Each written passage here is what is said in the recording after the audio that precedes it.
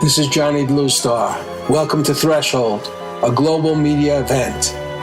Is the universe just a random dance of atoms, or is it a manifestation of a supremely intelligent architect? Can its purpose, or our purpose here on Earth, be adequately assessed? Can we commune with it, know its intentions, cooperate with its direction? Here, we define threshold as a gateway state of awareness, allowing mankind to cross into a place of real cognition.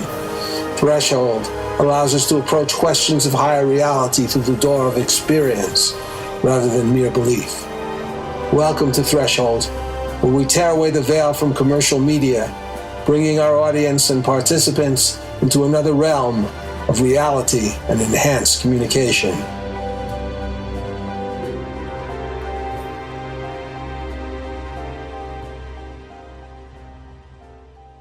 So we're back on Threshold Radio with the second part of a show with K Kinnamon, and we're just going to discuss in this show, at least in part, the mindset of an entrepreneur. And in our last show, just when we ended, you were talking about how an entrepreneur tends to think a little bit differently than the normal person, and maybe you could go into that in more depth. Yep. I'm going to finish also answering part of the question from that last segment about the LinkedIn. And this is where it becomes important for me to identify that mindset. So of the number of connections I have business connections, I have student connections, and I have entrepreneurship connections. Three, I would say, distinct groups. There is a distinction between an entrepreneurship or an entrepreneur's mindset and a business individual's mindset, even though they have a lot of the same skill sets, knowledge, items, whatever else. Now, the way I use LinkedIn is I am looking for someone with an entrepreneurship mindset. I can actually use LinkedIn to identify those people. And then those are the individuals I send a message to saying, hey, would you mind doing a survey for me? And to get into the mindset to try to explain this more is one of the academic words, big fancy word, but it's really easy to when you break it down. It's called opportunity recognition. Huh? And that is, for whatever reason, some individuals, they see something that other people don't see. Some way of taking, I don't want to say take advantage in the bad way, but take advantage of something in a good way. How they see someone struggling with something and they're like, I could make that better and then sell it to lots of people. Or they see, someone having a problem with something else, or I can make that and make it safer. Or I'm doing part of this of my normal job, but there's a way I could automate this, or there's a way I could do something to make this much, much easier. And that I could make it, or I could see this, or that's that opportunity recognition. They're not just seeing their physical environment, they're seeing a way to somehow improve that environment in some way or form. Not everyone has that. And it's not just like a binary, some people have it, some people don't. It's more like of a sliding scale, 0 to 100.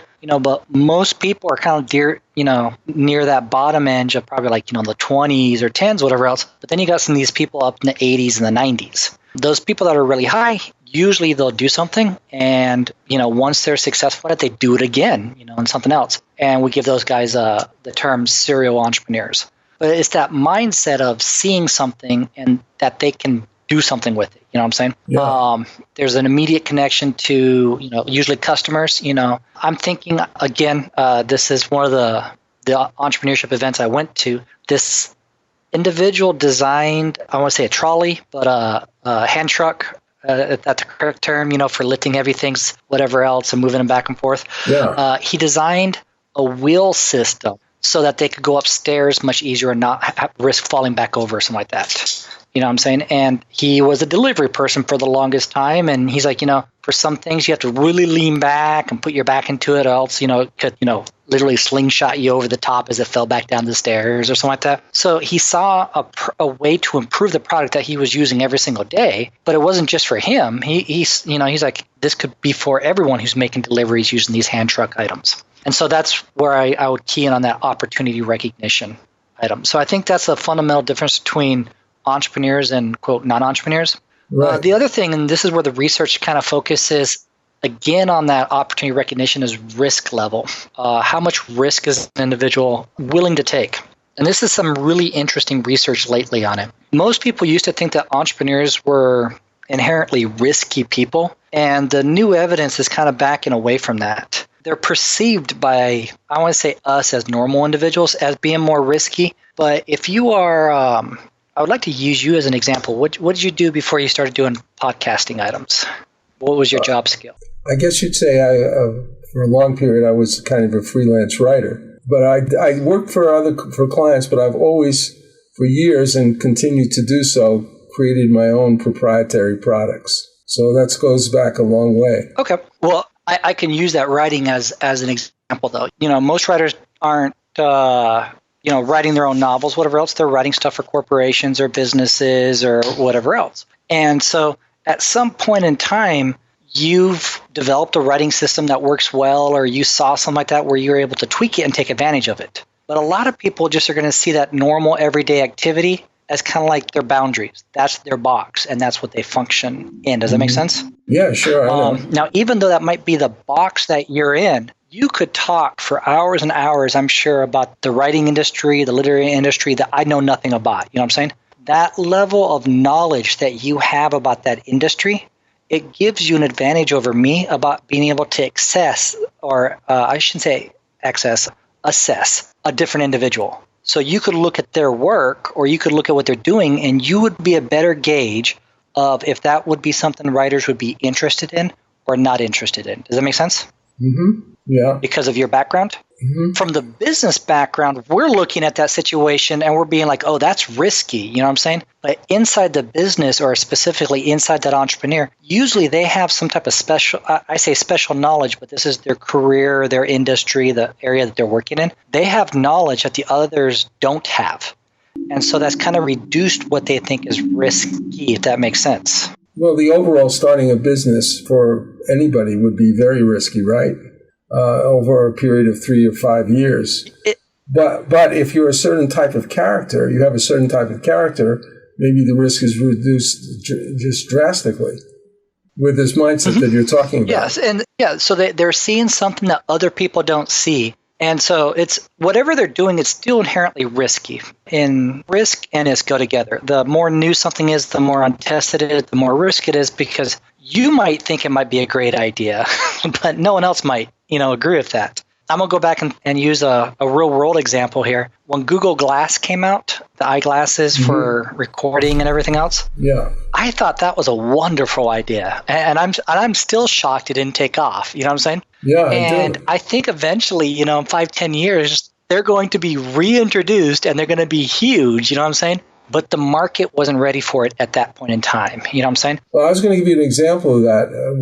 Back in, I guess it was in the 1990s, I decided to create a newspaper using citizen reporters. And I went ahead and I did it. I actually created a community newspaper that was simply online. And there had been a few attempts at it, but I guess I had the first complete one in a certain way back in Coachella Valley. And it didn't work out because there had been a lot of scams on the internet, and this was when the internet was sort of beginning. And the idea of actually paying for a newspaper that was online, it wasn't a very popular idea. It didn't work. I did get some accounts, but it was like local, and I was trying, but it wasn't at all easy. And then later on, you had obviously the online newspaper has destroyed the normal newspaper, right? But I was there before it was really possible. I'm a huge Kindle reader, and so obviously read a lot of books off of the Amazon's website, whatever else. And I just came across a publisher, a writer, who he does nothing but write for Kindle and for Amazon. He doesn't have a physical. You actually have to special order his physical book. He writes them to be online. You know what I'm saying? 20 years ago. Not even 20 years ago, in 2000, I hadn't even heard of an e-reader type item, whatever else. I remember probably about 5 years ago, 10 years ago, I asked my students, would you be willing to do a textbook, a physical textbook? No one said yes. Every single student said no. I remember that 100%. Usually you never get universal, everyone saying the same thing, but 100% said no. I just recently asked a class about this because I was using technology changes, as things develop or whatever else. And only 2 or 3 of the students, and this was out of 30-some students, so 10% there, wanted a physical textbook. Everybody else preferred the digital at this point in time. Yeah, there's a lot of advantages. I go on trips. I have to both my. Well, as I say, I go on trips. I have to read. I want to do my. I don't call them pleasure readings, but my professional development books. You know what I'm saying, and my textbooks. So before I use a textbook, I have to read the textbook. And I don't want to carry 7, 8 textbooks with me on a trip. You know what I'm saying? I can read them pretty quick. I can go through them pretty quick. But I remember when I was younger, 7 years ago, 10 years ago, when I went on a trip, I had a bag for nothing but my books. And now that's that. I mean, I have an entire library that fits in my pocket. And not only that, well, the technology has changed. Well, if you're an academic, and it's for me as a writer and a kind of a journalist, the fact that I can take a book that's on Kindle and make notes on it and copy different segments of it and all that, that is a tremendous advantage. And, it makes things a lot simpler, right? Yep. But you have to realize this is a technology change from, we're not talking 20 years ago. We're talking this might be a 10-year change. 10 years ago, I don't think anybody used it. And I don't know what the number of book sales versus virtual book sales is right now, but I do know as far as my students, that change has clearly jumped over to the virtual side now. I still read books all the time. Well, I was going to say, but I have to use these Kindle I'm books. getting rid of my physical books. Yeah.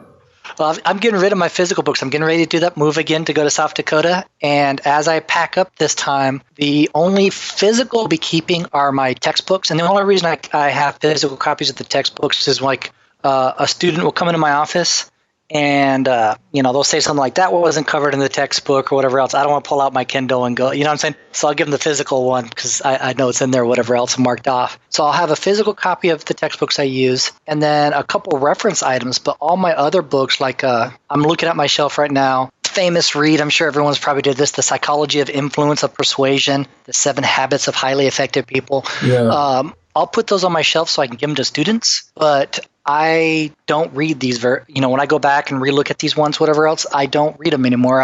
Or at least not off of paper. I pull them off of Kindle. So technology has moved us. Yes, it has. Well, we'll be right back and continue our conversation in just a moment.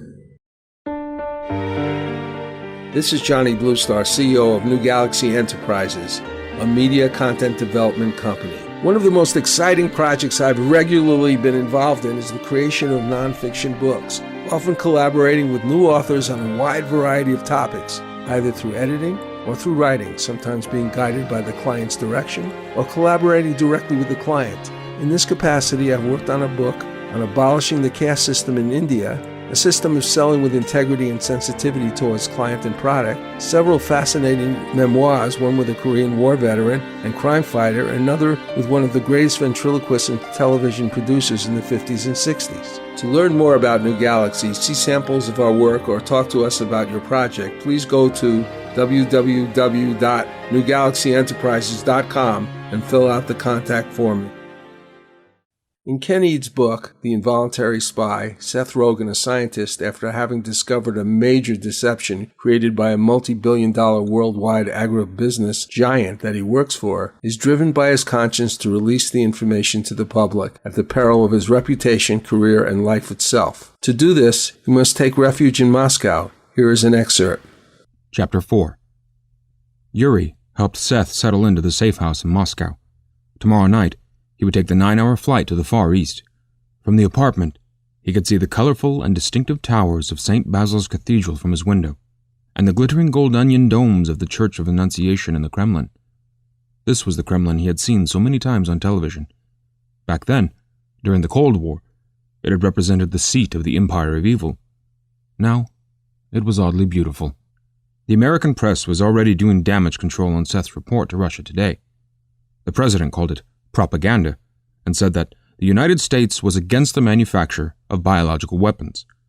Spokesman from the company said that Seth's report to RT should be disregarded as the words of a traitor and a thief. Because of his fleeing the country, Seth's story was discredited in every mainstream media report. "Okay, your name now is George Amers," said Yuri, smiling, holding out documents. "Here is new passport." "I'm Canadian?" "Yes." "Does that mean I have to say A all the time?" "Seth, Russians don't care what you say. but don't talk to people. Don't talk to people. And don't go anywhere. Just to work and back home. Sounds boring. Isn't that what you guys do in America anyway? Well, yeah. Okay. Don't make friends. If you want a girl, we get you girl. That sucks. Look, it's only for 6 months. Then you can do what you want. If you see anything suspicious, call me. 6 months, eh? Yes, 6 months. Oh, and shave mustache and color hair. What? You prefer shave head and color mustache? No, that's okay. I'll take the hair color. And we fix nose. What's wrong with my nose? Nose too big. It's not. We fix anyway. Okay, let me see if I've got it. Don't go anywhere. Don't make friends. Sleep with prostitutes that you send to me and wear a disguise. Yes, you are smart. Don't forget to use lenses I gave you for eyes. And, what? Lose some weight. Seth worked on his disguise with the materials Yuri had left in the safe house. He said a fond farewell to the mustache that had been with him since high school, and picked a dark brown color to mask his light brown hair. With the contacts in, his eyes changed from green to brown. He didn't even recognize himself. The surface disguise was the easy part. Being George Amers would be the true disguise to master.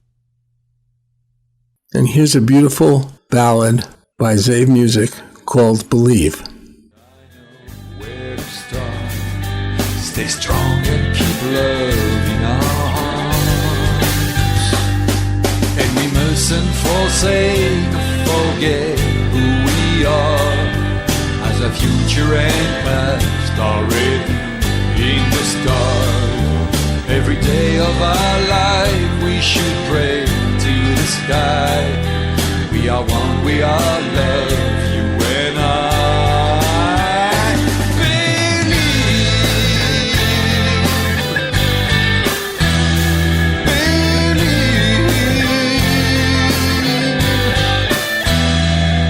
When we finally unite and live here in peace, then the greed and the wars and corruption will cease.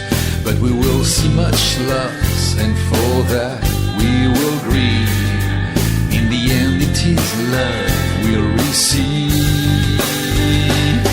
And we mustn't forsake or forget. We're back on the air with K Kinnamon, and we're talking about the mindset of an entrepreneur. And I'm wondering, do you think, how does the desire for making a lot of money play in with the mindset of a lot of the entrepreneurs you make? Is that a really critical motivation, or is that just something that goes along with the territory? That's an actually interesting question. Most people that enter entrepreneurship are not the ones that are thinking about striking it rich.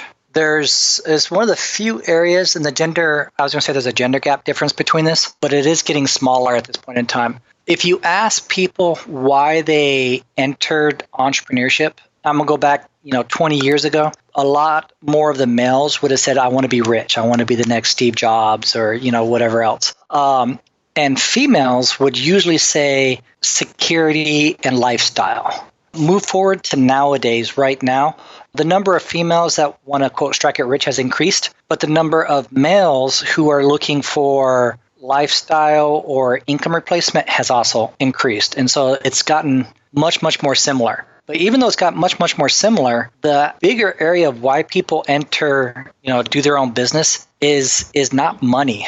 Money tends to be a motivator up to a certain point. Above and beyond that, if someone decides to throw an extra $1 million at you, you're going to take it. You know what I'm saying? Yeah. But how much more does each additional dollar, motivate you to work hard or whatever else? After you get to a certain point, you're like, I earn good enough money. I want to go spend it, or I want to go do it. There's not too many people that are just going to continue to drive to earn more and more and more. But what a lot of people who do start their own businesses is they like power over themselves. And I think that's probably, if it's not the number one, it's in the top 5, for why people do it. The other one is income replacement. For whatever reason, they don't. The business world is getting more flexible on this, but there are people out there who don't want to work full time. They just don't. You know what I'm saying? For whatever reason, they have other things they want to do, or maybe have like their house and everything's already paid off where they don't need a whole lot of new money coming in and they want to do something else. And so I'm thinking about people, who do like volunteer work. They want to spend half their week volunteering and then they spend the other half of the week, doing their job or whatever else. And so the make it rich part has kind of gotten smaller as the other side of the group of people who are trying to do income replacement or job fulfillment or personal power has increased. So not saying it's still not there, but it's just not as big as it used to be. Well, could you give us some examples? I mean, you've given us a few of some of the people that you've worked with and that have become relatively successful in what they did. I'm going to use some local entrepreneurs here. So and I'm sorry, I'm really bad at names, but it's probably easy to pull her up. One's this lady who makes, she makes custom popcorn. However you want popcorn made, she will make it and flavor it that way. So she can make pizza flavored popcorn, vanilla flavored popcorn, caramel popcorn, literally any type of popcorn that you want, whatever else.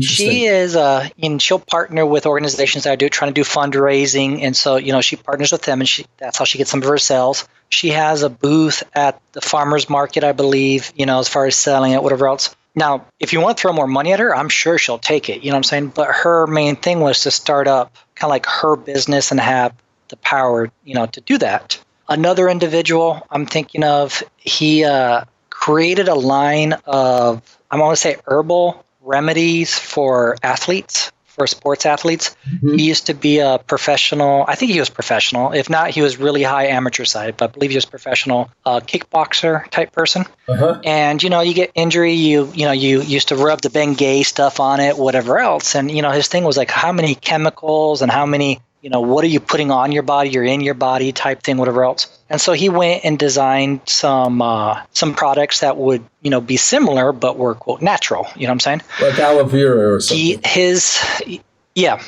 So he would use the natural supplement items. His business, he was actually, I believe, offered like a part of a shelf at, give me a second to think. I want to say Walgreens or CVS or something like that, which that's a big deal. Shelf space is very valuable. You know what I'm saying? To be able to sell his product, whatever else. And he turned it down because his product, he wants to keep it a niche product. He doesn't want to make it mainstream. You know what I'm saying? He wants, people buying a product, I want them to be familiar with me. I want them to have a direct connection. If there's a problem with the product, I want them to come back directly to me. Right. So he's successful. He's doing well, but he's not doing the ultra rich. In fact, he actually used to do an entrepreneurship series here in Huntsville, Alabama. And I forgot. He had some weird name for it, but it was kind of funny. But one of the things that was interesting is we had an individual come, because I would go to a lot of his sessions just to sit and watch and listen, whatever else. We had an individual that came to one of his sessions, and he was really big about talking about people's passion. What are you passionate about? Now, passion won't pay the bills, but I think passion is important is because anybody who's did entrepreneur knows that you put a lot of time into it, much more time, especially when you're starting out, than you would at a traditional job. So if you're not sold into this, if you don't believe in the product, if you don't like it, you're not going to stick to it and you're probably not going to be successful. And so this individual showed up, and I think he was a real estate agent, and his goal was to be, the number one real estate agent for sales or whatever else.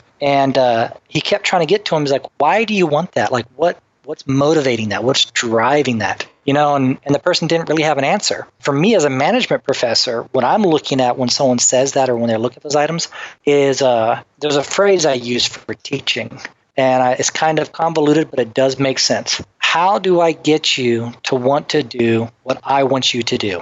You can't force other people to do what you want to do. As soon as they get out of the situation where they're being forced, they're going to leave, quit, whatever else. So somehow you got to get the individual to want to do what you want them to do.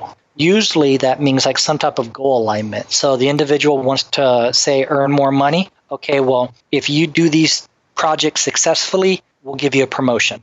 Or they want more leadership responsibility. Okay, you complete this training and you prove yourself worthy in, these projects, whatever else, we'll look at promoting you. I'm aligning my goals with what I want with what that individual wants. Well, I think the same applies to entrepreneurship. You need to be motivated, be aligned with whatever you're doing. If you're just selling a product, as soon as you hit a dollar point or as soon as it becomes, you're not making the profit that you want to or whatever else, you're going to quit. So, well, I don't know if you looked at my profile, but what I ask for in clients is that they have a sense of mission. Actually, since I've done a lot of different kinds of writing, I really don't like to write, academically. In other words, I don't want to just write something because somebody wants some particular thing, some article for something. I want them to really care about what they're doing. So I'm looking for people who have a sort of a mission. Mm-hmm. And so I have had a lot of clients like that, but that's what I look for. Yeah, in business, that's why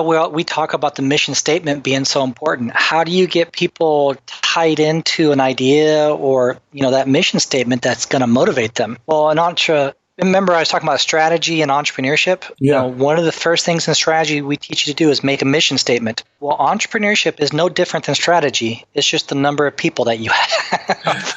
You know what I'm saying? So I don't have an entire top management team to help me think of this mission statement. I need to do it. You know what I'm saying? And it needs to be something that speaks to that individual, but then also as the individual grows, it needs to speak to the people that they're adding, to their team. A very difficult thing for a lot of entrepreneurs to do.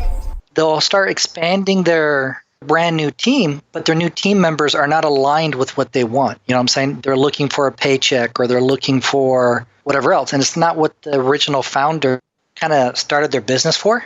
That's going to cause conflict. And eventually somebody's going to get quit.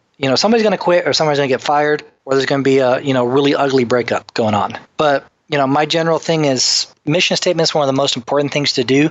That vision statement, same thing. Where do you want to go? What do you see yourself as doing it? This gives people direction. I don't want to say how to behave, but how to move forward. And if someone doesn't tie into your mission statement, like you're hiring somebody and they don't agree with your mission statement, that's fine. Just don't hire them. They're just not the right person. It's not nothing bad against the person. It just means that they're not the right person for you. Well, we're going to stop for a moment and we'll be right back. We're going to stop for a moment and we'll be right back in just a minute. My company, New Galaxy Enterprises, is a California corporation specializing in the creation of media and promotional content.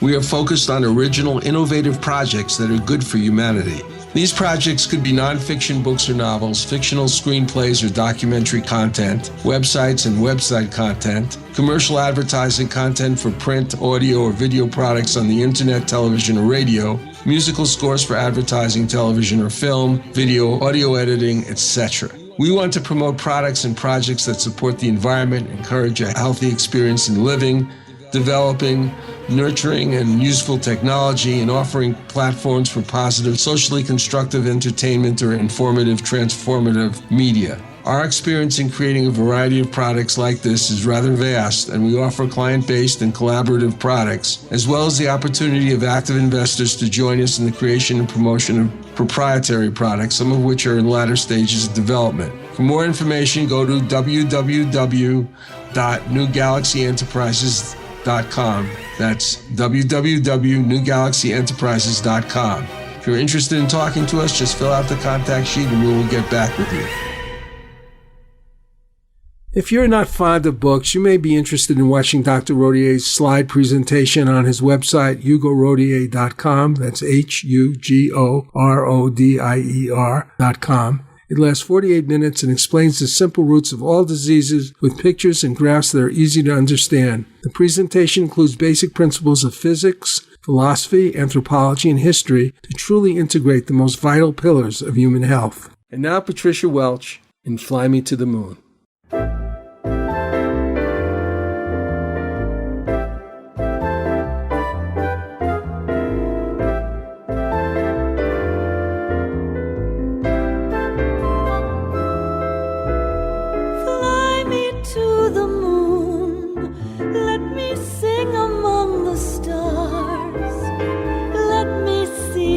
Spring is like on Jupiter and Mars.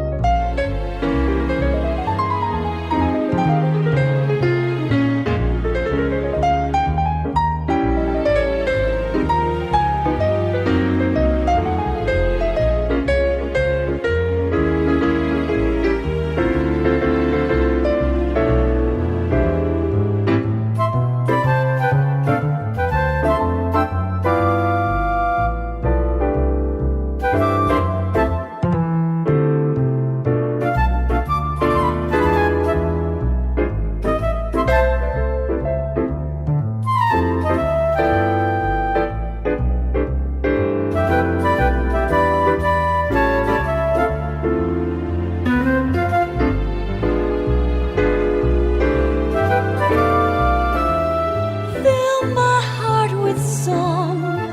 Let me sing forevermore. You are all I long for, all I worship and adore. In other words, please be true. In other words, in other words, in other words, I love you.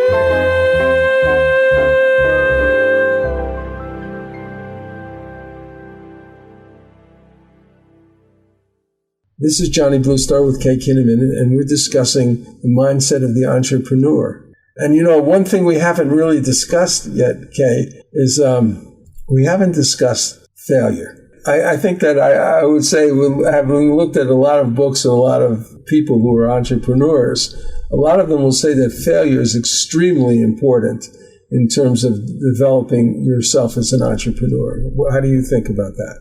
I 100% agree, and this is one of those things I've also started reading on more myself because I think I mentioned it before to you personally, but not on the radio show. My wife is also a PhD, and she is experimental social psychology. So she looks at people's self-esteem and items like that. And so this idea of failure is very common as far as a psychological construct item. You know what I'm saying? So her and I have started looking into this much more and kind of, I guess, evaluating it more from an academic perspective. From an entrepreneurship perspective, straight up, you have to have failure. There's just no way you can perfectly predict a product or a design or whatever else. And so I don't know if failure is the correct word for that, though. You know what I'm saying? It's just not exactly what the customer was looking for, but it doesn't necessarily make it a failure. You know what I'm saying? Right. I mean, yeah, this customer didn't like my product because of this. It didn't work. And you know, a famous failure example is 3M with their glue for Post-it notes. You know, somebody developed a really crappy glue that didn't stick very well. And someone else figured out, hey, we could reuse this little sticker thing, and it created Post-it notes. You know what I'm saying? That success came from a failure. But people's egos get tied into their products or their business items, and they look at failure as a hit on themselves, as part of their of who they are. And I think they need to learn to split that away and look at it instead as a test. You know what I'm saying? Oh, I was going to say, Thomas Edison actually has a phrase where he talks about how many times he tried to come up with a light bulb filament, and he says they weren't failure, they were, 999 tries or something like that of what not to do. I'm going to give you a personal example of attitudes towards failure. I helped write, or edit, if you like, the autobiography of Paul Winchell, who was one of the world's most famous ventriloquists in the 50s and the 60s. You ever hear of him? Paul Winchell and Jerry Mahoney? I do not follow that, but well, it's the first I've heard of him, but I don't follow that type of news a lot. Oh, well, he was introduced as a ventriloquist on the Ed Sullivan Show. Anyway, he became very famous and a very successful television producer. But on the side, he was an inventor. I don't know how many things he invented, but one of them was he actually patented the first artificial heart. This is ventriloquist. And he did it with the help of Dr. Heimlich, the Heimlich technique, when somebody's coughing or, you put your hand around their chest and you kind of squeeze and it pops out. Well, Dr. Heimlich was a personal friend of his and helped him. And it actually was donated, the patent was donated to the University of Utah. And where the first artificial heart was developed, a little bit different than his invention. And it was a very famous incident, and the guy was a dentist, and it didn't last very long. He didn't do well. But it wasn't because of Paul's invention. Anyway, one of the things, he invented like dozens and dozens of products. And one of them was the razor. It was the disposable razor. He invented that. I have an advertisement, with him, shaving himself. You put it up in a convenience store or whatever, was something like that, and watching him shaving, and he was all ready to sell it, but it didn't work.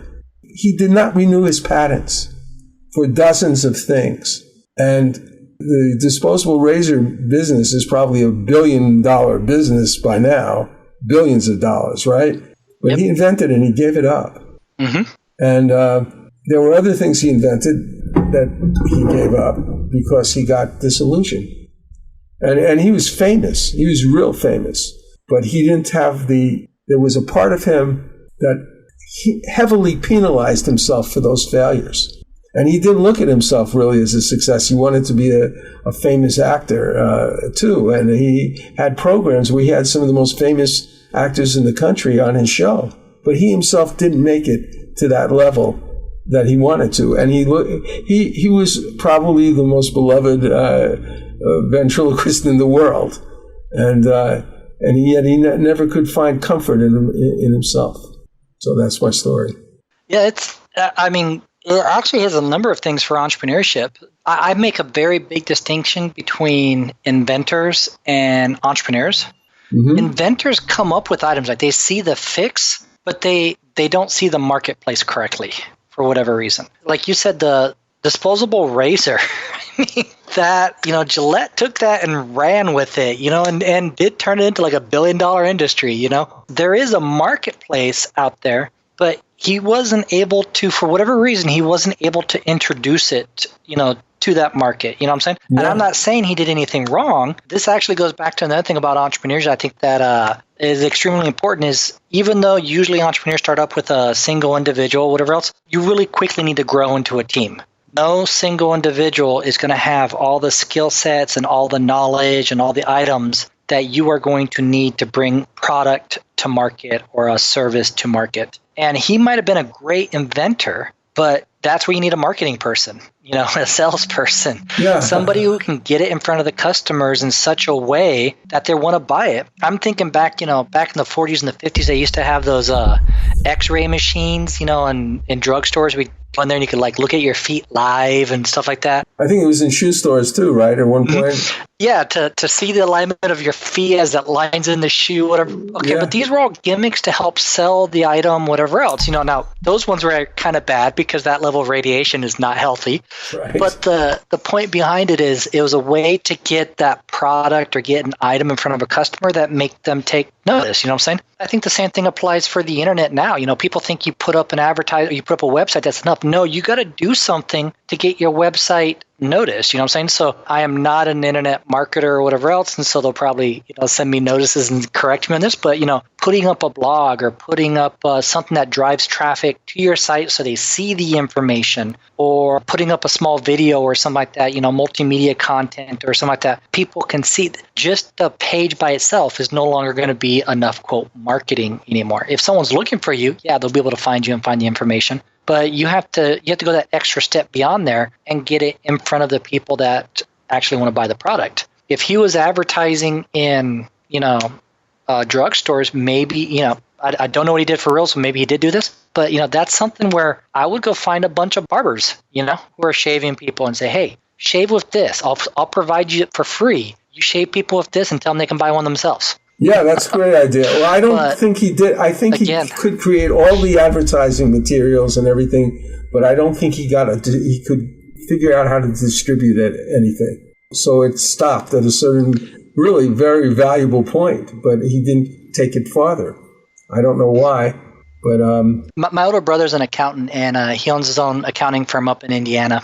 And he used to do financing for entrepreneurship startups and stuff like that. And it really frustrated him with some of the difference between an entrepreneur and inventor. He knows it, trust me. The inventor, the way that he would say it, is this guy comes in and they have what they consider $1 million idea. And they're willing to give you $10,000 of it if you give them $5,000 or something like that. You know what I'm saying? They're you're doubling what you're putting into it. Well, here's the thing. If the investor is accepting a certain amount of risk, they want a certain amount of reward. You know what I'm saying? Yeah. And if you don't get, as an inventor, if you don't get that money, you're never going to get the product out the door. And so a phrase that he used to say all the time is, do you want all of nothing or part of something? As people would sit there and bicker back and forth about percentages, whatever else. He's like, okay, well, you can own all of it. It'll probably never make it a market. It'll probably never be successful because you don't have the funds to advertise and hire the right people, whatever else. Or you can sell away part of the idea and, get a team of people to help you sell the product or do the product, whatever else. And I've actually seen this one quite common. people will be like, I don't want to give up. I want to own my whole idea. And this sounds rude, but again, I do a lot of entrepreneurship, what you want to say, consulting, through the university where I go to these groups and I offer my services for free. I give people advice, tell them, steps to look at, whatever else. But one of the ones I dread is someone comes up, they tell me a business idea, and then they tell me how they don't want to give up any ownership. They don't want to do, and I'm like, because they're afraid someone's going to maybe steal their idea or something like that. And I'm just like, I don't got anything for you. Yeah, I understand. You can't, at least I don't think this day and age, you can't start a business by yourself. If I'm going to create in fact, I take that back. Like I told you, I'm starting my own consulting firm up again. Okay, I'm not creating the content for that site. I mean, they'll be my words. I'll have a professional put my stuff in that looks better or is more catchy. I'll have a website developer put it together so it looks professional and flashy or whatever else, and does I am not going to do that myself. Now I can either pay to have it done or it be done by me, but not be done in such a way that I won't get clients. And then that's what it amounts to. So yeah, well, that makes a lot of sense. Speaking of financing businesses, is there an average level of a person that you work with who's an entrepreneur? I mean, sort of a scale of their business. Are you working with a lot of large scale businesses, projections of large scale businesses? Are you working with sort of medium? What sort of level are you working on? Is there an average profile? I've worked with a couple large scale ones, but I tend to work with the smaller ones because of the university outreach portion. When I start my consulting stuff up, I'll be focusing more on because the new entrepreneurs usually don't have the funds to pay for assistance, so there's not a lot of money to be made there. So for my university service, I'll focus on the brand new startups, but my consulting will focus more on the more developed businesses and how to get them to grow more or better or expand type stuff. Does venture capital? It does go across the gambit. Yeah. And well, I think there's a lot of different ways to raise money for any organization. And I don't think there's like one single best way. It's one of those things of it all depends on the factors going into it. Venture capitalists, they get a pretty bad rap. And I mean, some people really, really dislike them or hate them, whatever else. And like I said, my older brother did something very close to that. I have a soft heart for them because I know why they're doing what they're doing. They're investing into companies, and by the numbers, roughly about 80% of new ventures go out of business. You know what I'm saying? Yeah. So those 20% that they do fund, they need to make some money. Yeah. They need to make enough money to cover all the stuff they lost on the other 80%. And so there's a logic of why they're doing what they're doing. The other thing is, and I'll tell this, anyone who's listening to your show, if you search my network, I haven't focused on it recently, but for probably a couple months last year, I focused on nothing but expanding my reach and connecting with investors of some sort to try to get more of those into my network to help the entrepreneurs. That's a good idea. What I've noticed for investors is they're very, very focused. Just like entrepreneurs, they tend to know a certain area or know a certain item. And so there's one investor in, let me pull a blank, I want to say Nashville, Tennessee. And this person will only invest in medical devices, period. That's it. You know what I'm saying? Now, if you have a medical device, they have money for you. You know what I'm saying? But if you have like the next best battery for, running the world, he doesn't care. He's looking at devices. But most of the investors are like that. They focus on a certain market or a certain area.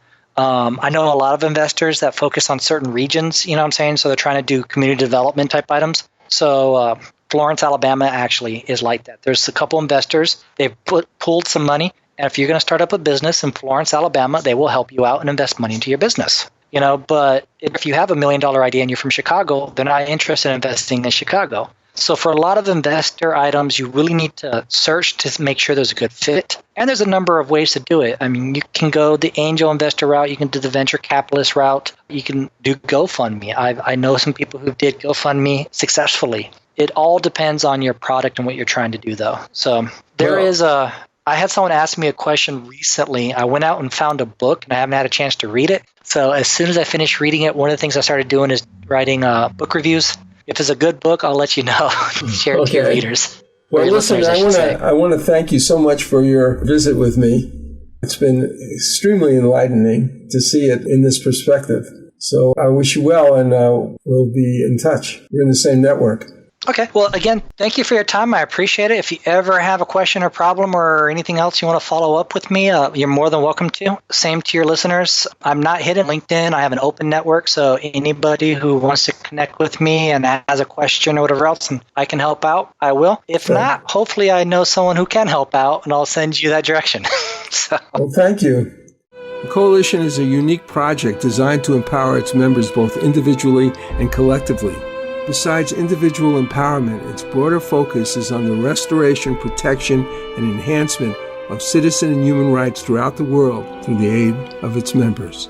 As this project is centered in the United States, our first task is to create a website and social network infrastructure to promote collective efforts to take back our rightful control as citizens over our government as designed by our founding fathers. Although we must begin with the social network restricted to United States citizens, the organization will also host a global dialogue for the discussion of human rights by citizens of democratic nations throughout the world. If you're interested, please check us out in the GoFundMe.com website, entering in the search field the Coalition for Planetary Empowerment. That is, go to GoFundMe.com and enter in the search field the Coalition for Planetary Empowerment. This is Johnny Bluestar. We all live very closely or within ourselves to an immense journey of self-discovery and adventure. For humanity, both the wide expanse of stars and the infinitely wider space within ourselves beckon us to make that leap forward. Thank you for making Threshold Radio part of your journey. Be well and keep cosmic. I think a lot of us want our planet back, and here's the official song about that request by Patty Greer.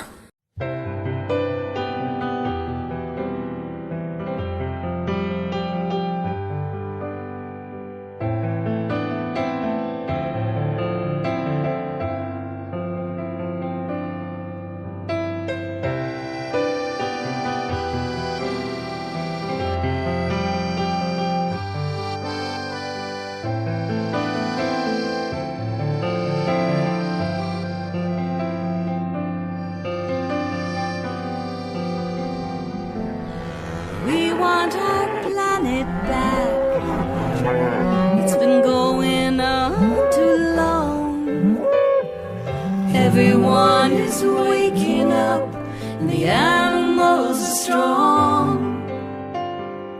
Nature needs rebounding, so we're wishing on the stars. I'm just a kid at heart, and that is where we start.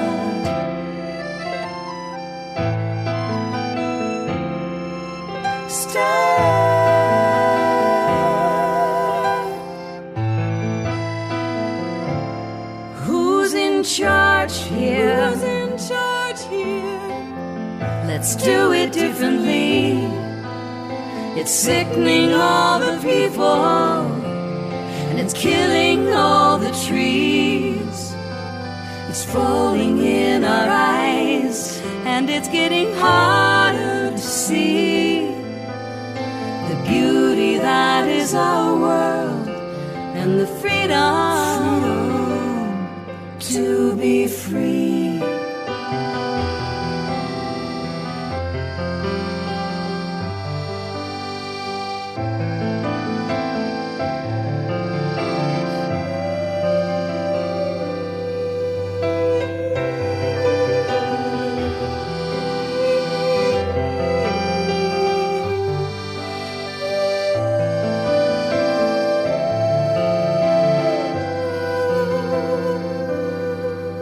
It's landing in the water.